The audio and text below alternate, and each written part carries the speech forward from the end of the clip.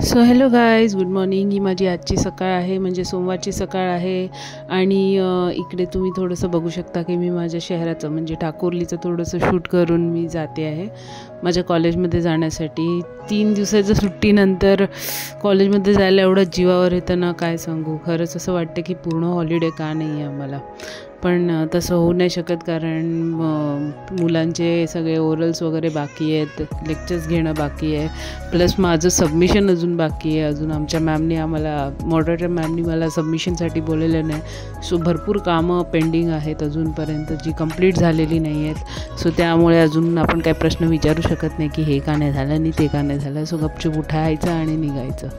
पण खरंच आज खूप जीवावर आलेलं. एक ती गरमी, त्याच्यामध्ये बाहेर गेल्यावर असं वाटत होतं की काय चालू आहे. एवढे चटके आणि ते पण नेहमीच्या टायमाला 10:30ला तुम्ही बाहेर निघताय आणि तुम्हाला चटके बसतात. 10 वाजलेले तेव्हा, नॉर्मली 10 वाजलेले. सो आणि तेव्हा एवढे चटके पडत आहेत. काय सांगणार यार, म्हणजे it is how it is, what to do now. नंतर हे घाटकोपर स्टेशन येतानाचं थोडंसं शूट केलेलं आहे. एकतर आमचं लेक्चर्स पण चालू आहे, त्याच्याबरोबर माझे ओरल्स, कॉलेजमध्ये ओरल्स पण चालू आहे, दोन्ही पण चालू आहे. प्लस मुलं कंटाळलेली असतात, मॅम आज नको, उद्या हे करा. म्हणजे एवढा वैताग येतो ना यार खरोखर. म्हणजे असं वाटतं की आम्ही का शिकवतो आहे. आणि जेव्हा आम्ही मुलांचं ॲक्च्युली टेस्टिंग करतो की किती येतं आहे ह्यांना, तर त्यांना खरोखर काही येत नसतं यार.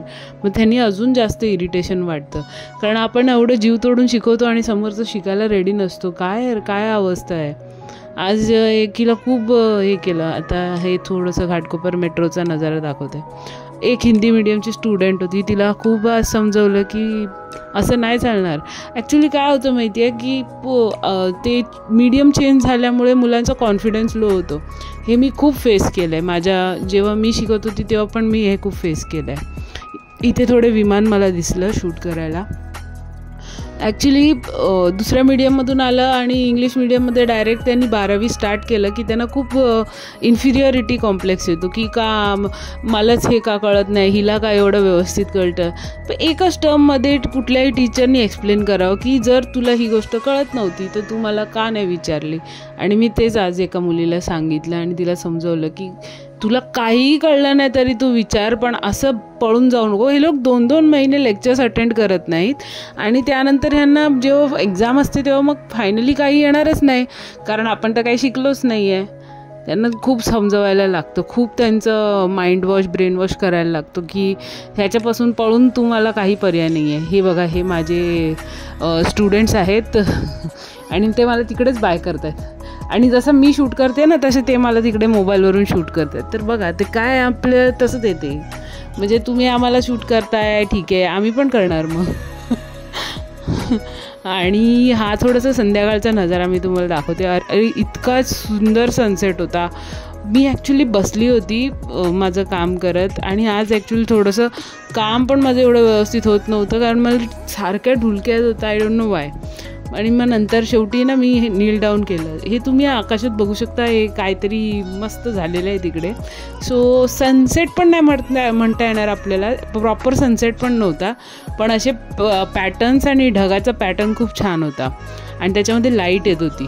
आणि मेन गोष्ट काय होत होती, आता ही लाईट तर इकडे पडते, पण तिकडे वरचा जो हे दिसतोय तुम्हाला, ढग दिसतोय, तिकडे ग्रीनिश आणि ऑरेंजिश लाईटचं रिफ्लेक्शन येत होतं.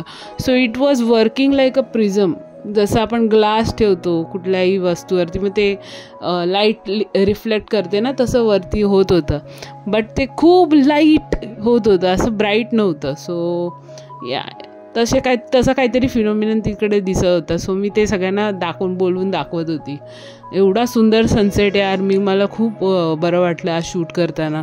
तुम्हीसुद्धा बघू शकता. आणि मी ॲज युजल मला ते खूप आवडतं. आणि जेव्हा असं सनसेट असतो तेव्हा मी लाईट्सशी खूप खेळते, ब्राईटनेसशी खेळते. मग मला ते मजा येते करायला. आता तुम्ही बघू शकता कसं एक स्ट्रेट लाईनमध्ये आलेलं आहे ते. आणि हे विदाऊट एनी मॅनिप्युलेशन, म्हणजे कुठलंही मी ब्राईटनेस कमी जास्त केलेला नाही किंवा काही केलेलं नाही.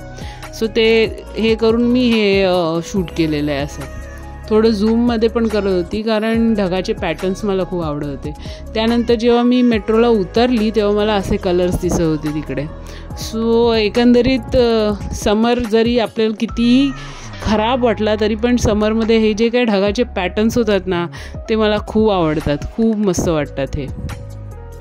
आणि येस, इथून मी आता जाणार आहे घरी म्हणजे माझ्या घरी ठाकुर्लीला. सो या, आणि ते बघा तिकडे तुम्हाला सनसेट दिसू शकतो थोडाफार. चालता चालता जो काय मी शूट करू शकली तो. आणि झालं काय, ॲक्च्युली मी हे शूट करताना ना माझ्या बाजूनी एक लेडीज जात होत्या, तर त्या मला म्हणतात, मॅडम मी इथून जाऊ का आधी खालून. म्हटलं ठीक आहे, तुम्ही जा पुढे जा तुम्ही. सो ती गेली, त्याच्यानंतर पण मी शूट करत होती तिकडे. सो आजचा एकंदरीत सनसेटनी माझा मूड ताजा तवाना गेला एकदम. म्हणजे मजा आली मला शूट करताना पण. आधी पण मजा आली जेव्हा क्लाउड्सचे फॉर्मेशन वगैरे बघितलं तेव्हा पण मजा आली, आणि नंतरसुद्धा शूट करताना पण मजा आली, क्लाउड शूट करताना. आणि ही ॲज युजल आमची मुंबई मेट्रोची गर्दी जी घाटकोपर स्टेशनला नेहमी असते. आणि आज जरा लवकरच पोचलेली, सो तरी पण 6:52ची लोकल होती, ती थोडी लेट आली. मग 6:52ची लोकलच धरली, त्याच्यानंतर डोंबिवलीला उतरले. नंतर डोंबिवलीवरून मी आली आहे ठाकुर्लीला, म्हणजे दुसऱ्या AC च्या ट्रेनसाठी थांबून मग मी ठाकुर्लीला आली. ही ती ठाकुर्लीला येणारी कल्याण लोकल जी मी डोंबिवलीला पकडली. आणि येस, इथून मी आता घरी जायला निघालेली आहे. आणि विचार करते की आज घरी जाणार आहे. सो या, जेवायचं आहे यार, जेवायचं आहे. कारण दिवसभर उपास होता आणि कसं तरी होत होतं, काय माहीत नाही, आज तेवढं बरं नाही वाटत होतं. सकाळपासूनच थोडंसं ऑफ वाटत होतं. कदाचित हॉर्मोनल इश्यूज असू शकतात, मला माहिती नाही, पण होत होतं. I was not fresh today. Actually काय झालं असावं, 3 दिवसाच्या त्या सुट्टीनंतर परत जायचं बोललं तर आज जायचं आहे असं झालेलं मला. सो मे बी त्याच्यासाठी तसं वागत असावं. पण अजूनपर्यंत सबमिशन बाकी आहे, सगळ्या गोष्टी बाकी आहे, कसं करणार आहे माहिती नाही. आता फायनली एकदा एका दुसऱ्या सुपरवायझरनी, जे माझं सबमिशन राहिलेलं आहे, दुसऱ्या सुपरवायझरनी सांगितलं की आम्ही ग्रुप सोडू शकतो का. तर त्या म्हणाल्या की नाही, जोपर्यंत मी तुम्हाला सांगत नाही की फायनली एव्हरीथिंग इज डन तोपर्यंत ग्रुप सोडायचा नाही आहे. नंतर इथे थोडं महादेवांचं दर्शन झालं. हर हर Mahadev. Anyways, thanks for watching. Keep subscribing. Thank you.